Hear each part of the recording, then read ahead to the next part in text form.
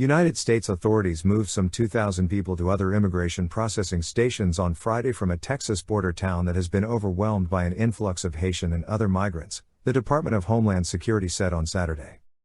Such transfers will continue in order to ensure that irregular migrants are swiftly taken into custody, processed, and removed from the United States consistent with our laws and policy, DHS said in a statement. While some migrants seeking jobs and safety have been making their way to the United States for weeks or months, it is only in recent days that the number converging on Del Rio, Texas, has drawn widespread attention, posing a humanitarian and political challenge for the Biden administration. DHS said that in response to the migrants sheltering in increasingly poor conditions under the Del Rio International Bridge that connects the Texas city with Ciudad Acuna in Mexico, it was accelerating flights to Haiti and other destinations within the next 72 hours.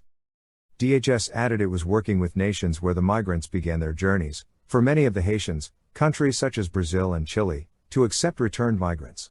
Officials on both sides of the border said the majority of the migrants were Haitians. United States Customs and Border Protection was sending 400 additional agents to the Del Rio sector in the coming days, DHS said, after the border agency said on Friday that due to the influx it was temporarily closing Del Rio's port of entry and rerouting traffic to Eagle Pass, 57 miles, 92 kilometers, east. Del Rio's mayor, Bruno Lozano, said in a video on Saturday night that there were now just over 14,000 migrants under the bridge. As it became clear United States authorities were sending migrants back to homelands, Mexican police officers began asking migrants who were buying food in Ciudad Acuna to return to the American side of the river on Saturday morning, according to Reuters witnesses. The migrants argued they needed supplies, and police eventually relented. On the Texas side, Haitians have been joined by Cubans, Venezuelans and Nicaraguans under the Del Rio Bridge, where migrants say conditions are deteriorating. There is urine, feces and we are sleeping next to garbage, said Venezuelan migrant Michael Vargas, 30, who has been at the camp with his wife and 2 children for 3 days. Vargas said they had been given ticket number 16,000 and authorities were currently processing number 9,800. He said people were being separated into 3 groups, single men, single women and families. In 2 photos sent to Reuters by a migrant at the camp, dozens of adults and children are shown squeezed together under the bridge, some sitting on cardboard or thin blankets spread on the packed dirt.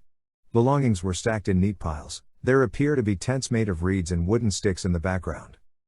Typically, migrants who arrive at the border and turn themselves into officials can claim asylum if they fear being returned to their home country, triggering a long court process. The Trump administration whittled away at protections, arguing many asylum claims were false.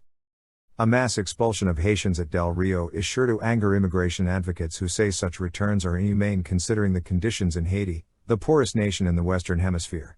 In July, Haiti's president was assassinated, and in August a major earthquake and powerful storm hit the country. The Biden administration extended temporary deportation relief to around 150,000 Haitians in the United States earlier this year. That relief does not apply to new arrivals. Deportation and expulsion differ technically, expulsion is much quicker. United States officials briefly halted removals to Haiti following the August 14 earthquake. The number of Haitian migrants arriving at the United States Mexico border has been steadily rising this year along with an overall increase in migrants, according to CBP data. Many of the Haitians interviewed by Reuters said they used to live in South America and were headed north now because they could not attain legal status or struggled to secure decent jobs. Several told Reuters they followed routes shared on WhatsApp to reach Del Rio. More than a dozen Haitians in southern Mexico's Tapachula, near the border with Guatemala, told Reuters on Friday that messages in WhatsApp groups spread lies about the ease of crossing the border.